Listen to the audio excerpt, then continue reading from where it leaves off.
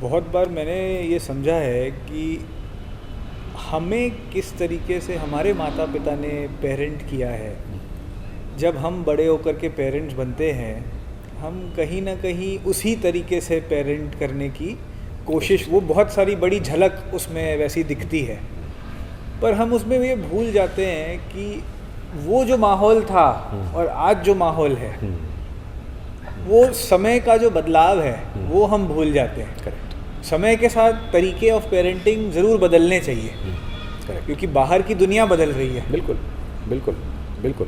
भाई अभी अगर यहाँ ठंड होती तो हम सब अलग तरह के कपड़ों में होते, लेकिन हम बोले नहीं हम उस दिन ऐसे बैठे थे और आज भी ऐसे ही बैठेंगे तो हमें ठंड लग जाएगी। सही बात। तो ये तो बात सही है। उसमें एक और चीज़ आती है, पहले की पेरेंटिंग में जो सबसे अच्छी चीज़ होती थी वो ये थी कि फैमिलीज जॉइंट थी, या कम से कम ग्रैंड पेरेंट्स साथ रहते थे, जो कि ये प्रिविलेज बहुत बड़े तबके को नहीं मिला हुआ है, बहुत सारे लोगों को नहीं मिला हुआ है। और वहाँ पे जब आप कितने भी बिज़ी हो, पहले क्या लोग बिज़ी नहीं रहते थे, बहुत बिज़ी रहते थे, हमारे पेरेंट्स बहुत बिज़ी थे, लेकिन उस समय जो एक कुशन हमें मिल जाता था घर में, वो इन चीज़ों को सपोर्ट करता था कि बच्चा सही समय पे खा रहा है कि नहीं खा रहा है, या उसके साथ कोई और बैठ के खा रहा है और खाते वक्त उससे बातें भी हो रही हैं, तो कहीं ना कहीं वेंट आउट होता था उसका। आज की डेट में इतना गैस भरा हुआ है एक बच्चे के दिमाग में, इतनी सारी चीज़ें हैं उसके पास कहने के लिए, और वो कहीं ना कहीं आइसोलेटेड है। तो समाज में रह करके बच्चा अगर आइसोलेटेड होगा तो फिर से स्ट्रेस निकलेगा, और पेरेंट्स इस बात को देख नहीं पाते क्योंकि उसको बच्चा मुस्कुराता हुआ दिखता है। तो इस पे ही जैसे मैं बहुत सारे बच्चों से मिलता हूँ, अपने स्कूल में बहुत सारे स्कूल्स भी विज़िट करता हूँ मैं, एंड अधिकतर जो बड़े बच्चे होते हैं, जनरली 10वीं 11वीं के बच्चे, स्पेशली जो कॉम्पिटिटिव एग्ज़ाम वगैरह की तैयारी कर रहे हैं, कहीं ना कहीं उनकी बातचीत में ये छुपा रहता है कि सर स्ट्रेस है, बहुत सारा काम है। तो मैं आपसे जानना चाहता हूँ कि आपकी क्या राय है इस पर कि ये कैसे, हाउ डज़ इट गो, क्या मार्क्स का इससे डायरेक्ट कुछ संबंध है? क्या एजुकेशन सिस्टम में जो हम बहुत मार्क्स के तरफ जाते हैं, क्या उसका कुछ इससे संबंध है या क्या है? What do you think is the main reason? है तो अनफॉर्चुनेट, अब नई शिक्षा नीति आई है जिसमें मार्क्स का एक धीरे धीरे करके जो वर्चस्व था, रोल था, ख़त्म होगा, लेकिन जब तक ये नहीं होता और अचानक से नहीं होगा ये, तब तक समझना पड़ेगा कि मार्क्स तो देखिए इंपॉर्टेंट है क्योंकि हम भारत में रह रहे हैं और यहाँ पे नंबर्स हैं। तो जब आपको ये पता चलता है कि भाई लास्ट में जाकर के सीट्स 100 हैं और उसके टेकर्स 500 हैं, तो इकोनॉमी ऑफ स्केल वहाँ पे काम करती है, जिससे आपका स्ट्रेस लेवल बढ़ेगा और आप उसको अचीव अगर करना चाहते हैं तो कहीं ना कहीं आपको भी उस पूरी इकोसिस्टम का, जो कॉम्पिटिटिव इकोसिस्टम, उसका पार्ट बनना पड़ेगा। प्रॉब्लम यहाँ नहीं है, प्रॉब्लम दो जगह पे, जिसमें एक रोल बहुत बड़ा स्कूल का भी है और फिर पेरेंट्स का। जैसे मैं बताऊँ आपके स्कूल की बात, तो वो काउंसलिंग को बहुत इंपॉर्टेंट मानता है। तो ये मानता है कि नहीं ये इसलिए ज़रूरी है क्योंकि हमें कुछ एक मैकेनिज़्म चाहिए जिससे हम समझ सकें आउटवर्डली। टीचर से बढ़िया कोई काउंसलर नहीं होता, पेरेंट्स से बढ़िया कोई काउंसलर हो ही नहीं सकता, लेकिन कहीं ना कहीं टीचर को टीचिंग भी करनी पड़ती है। और काउंसलिंग का रोल स्कूल में साइकोलॉजिकल काउंसलिंग नहीं होता है, वो करियर से चूँकि रिलेट कर रहा है इसलिए करियर और स्ट्रेस साइकोलॉजी 10% बच्चों में लाती है, लेकिन 90% बच्चों में आगे वो चल के क्या करेंगे ये स्ट्रेस लाता है जब वो करियर की बात करते हैं। तो ये बड़ा अच्छा है, पहले तो काउंसलिंग होनी चाहिए। अब जब वो हो रही है तब भी ये प्रॉब्लम्स क्यों बनी हुई हैं, उसका सीधा सा रोल ये है। हमने एक एक्सपेरिमेंट किया था जिसमें ये पाया किसी स्कूल के साथ कि गुजरात में कि एक बच्चा अगर वो 90% लाने लायक है, सपोज करिए, मैं परसेंटेज की बात कर रहा हूँ जो नहीं करनी चाहिए, लेकिन अगर वो 90% लाने लायक है, अगर वो 10 घंटे रोज़ पढ़ रहा है, सब मिला करके खूब मेहनत कर रहा है, तो वो 92-93% तक जा सकता है। और अगर वो एप्रोपोस अमाउंट ऑफ टाइम दे रहा है, मतलब अगर वो ऐसा नहीं कि छोड़ दे रहा है पढ़ाई, तो वो छोड़ेगा ही नहीं बच्चा, लेकिन अगर वो 2.5 से 3 घंटा दे रहा है तो वो 88 से 89% आ रहा है। इसका मतलब कि जिसकी मेंटल कैपेसिटी का एक मापदंड बना हुआ है, वो अपनी कैपेसिटी में या तो हल्की सी ब्रीदिंग स्पेस छोड़ेगा या हल्का सा स्पिल करेगा।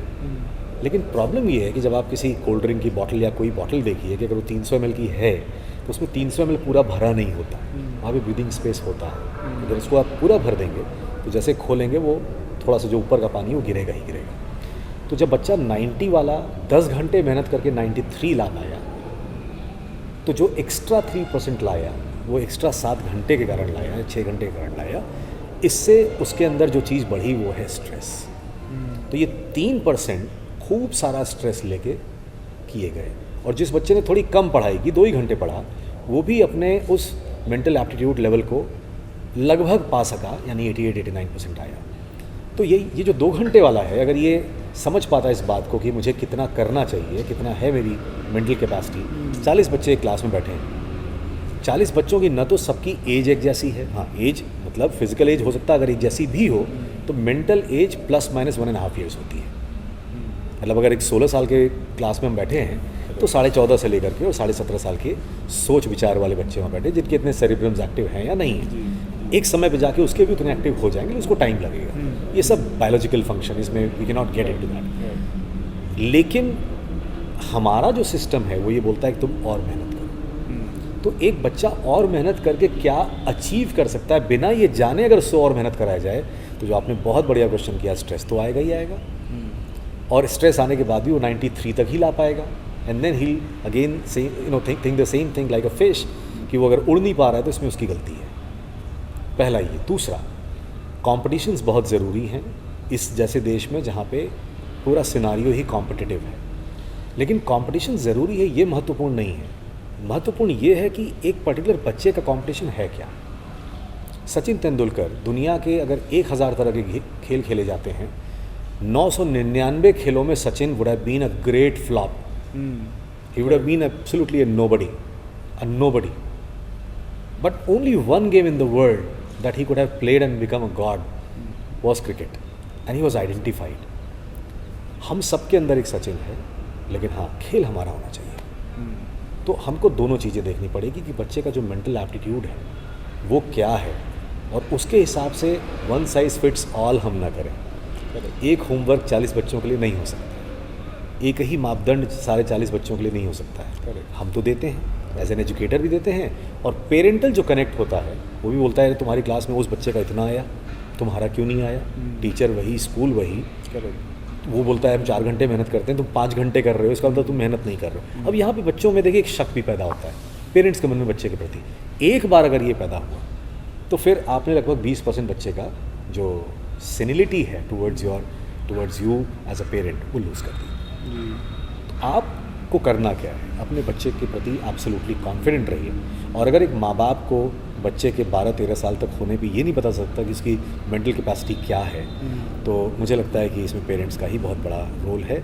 और अगर ऐसा रोल है भी तो आप जैसे स्कूल जो कि कर रहे हैं ये काम, और स्कूलों को करना चाहिए, जो बहुत से स्कूल नहीं समझते, उनको खुद से ये बात साइंटिफिकली प्रूव करनी चाहिए कि उसकी अपनी मेंटल कैपेसिटी क्या है। एज एन एजुकेटर आपके सामने देखिए बहुत बड़ी समस्या क्या है। मेरे बेटे का 85% आया, या किसी के बेटे का 75% आया, 65 आया, आपके पास पहुंच जाएगा, प्रिंसिपल के पास आएगा, सर इसको तो आप साइंस ही दिलाइए।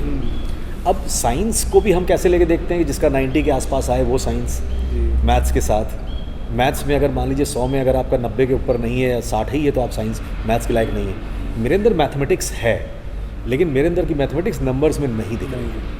अगर यही चीज़ आइजैक न्यूटन के साथ भी थी, यही चीज़ बहुत बड़े बड़े निकोला टेस्ला के साथ भी थी, बहुत बड़े बड़े साइंटिस्ट के साथ थी, क्योंकि मैथमेटिक्स में नंबर नहीं ज़्यादा थे, लेकिन उनके कैलकुलेशंस की एबिलिटी वो लेवल ही उनका अलग था। तो हमें मेंटल एबिलिटी को टेस्ट करना पड़ेगा। हमें उनकी खाली IQ और EQ नहीं देखनी पड़ेगी, हमें उनकी पर्सनालिटी टाइप जज करनी पड़ेगी, हमें उनके एप्टीट्यूड को देखना पड़ेगा।